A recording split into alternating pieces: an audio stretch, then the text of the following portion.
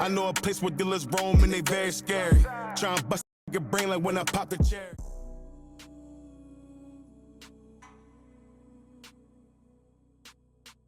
They call it the corridor. It is a stretch of asphalt connecting Philadelphia to Baltimore, with Wilmington caught right in the middle. From the highway, looking down at the glittering grid of the city, it looks like a place at peace. But down on the pavement, a war is being fought in inches and grams. In November 2025, the invisible tide of fentanyl wasn't just washing over these streets, it was drowning them. In a region where millions of lethal doses are seized every year, the difference between life and death often comes down to a single warrant, and the officers waiting in the dark to serve it. To understand the bust, you have to understand the patience. For the Delaware State Police Troop 2 drug unit, the autumn of 2025 wasn't about quick grabs. It was about building a case. They were watching 4 men. These weren't strangers. They were a network. Detectives believed these men were operating a distribution pipeline right out of 2 row homes in the heart of the city. One on North Rodney Street, the other on North Monroe Street. The investigation painted a grim picture. This wasn't just dealing, it was manufacturing. The police watched the comings and goings, the brief meetings, the patterns that scream narcotics trade to a trained eye. They gathered their evidence, piece by piece, until they had enough for a judge to sign the paper. Saturday, November 8th, the sun had long set. The Special Operations Response Team moved into position. 2 teams, 2 houses, 1 simultaneous strike. At the North Monroe Street location, the element of surprise was absolute. 30-year-old Tavon Brown was inside. He didn't have time to run. Brown went into custody without incident. In his possession, crack cocaine, psilocybin mushrooms, and the digital scale, the tools of the retail trade. But just a few blocks away, on North Rodney Street, things were more volatile. As the team breached the Rodney Street house, 39-year-old Alexander Wade bolted. He scrambled out the back, hoping the darkness of the alley would swallow him. It didn't. Troopers were ready. He made it only a short distance before the cuffs were on. Back inside the house on Rodney Street, the adrenaline of the raid collided with a sobering reality.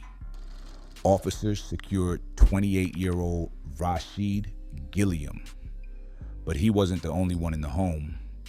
There was a child there, living in the middle of a clandestine lab, sleeping feet away from substances that could kill a grown man with the touch of a finger.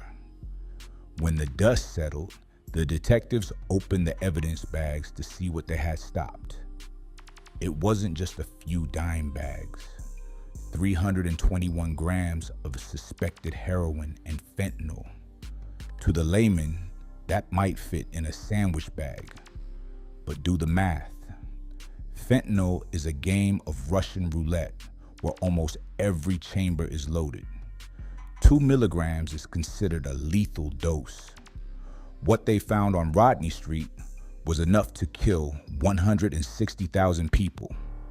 That is more than twice the entire population of Wilmington. They also found the machinery of the business, packaging materials, manufacturing equipment. This was a factory floor, hidden in a residential neighborhood. They found marijuana, ammo, the currency of violence. The law came down hard. Tavon Brown faced charges for intent to distribute, but for the others, the weight of the evidence brought heavier consequences. Alexander Wade and Rashid Gilliam were hit with top-tier possession charges and conspiracy. Gilliam faced an additional count that hit harder than the rest. endangering the welfare of a child. The bail amounts reflected the severity. Wade was held on $134,000 cash bond. Gilliam on over $140,000. They were sent to the Howard R. Young Correctional Institution. The pipeline was broken, but the case wasn't closed. There was a fourth chair at the table, 44-year-old Darvin Connor. When the smoke cleared on November 8th, Connor was nowhere to be found. Police allege he was a key part of this operation, a co-conspirator who left his partners and a child behind. As of November 11th, he remained a ghost. The Delaware State Police put the call out to the public. They asked the community to help find the man who helped turn a family home into a poison factory. 3 arrests, 300 grams of fentanyl off the street. It's a victory, undeniably. Lives were saved that Saturday night simply because the supply was cut off. But in the world of narcotics enforcement, there is rarely a final chapter. For every major seizure, there is another shipment moving down the I-95 corridor. Another house, another crew. For the residents of North Rodney and North Monroe, the sirens have faded. The yellow tape is gone, but the vigilance remains. Because in the fight for Wilmington's soul, the hardest part isn't making the arrest. It's waking up the next day and doing it all over again.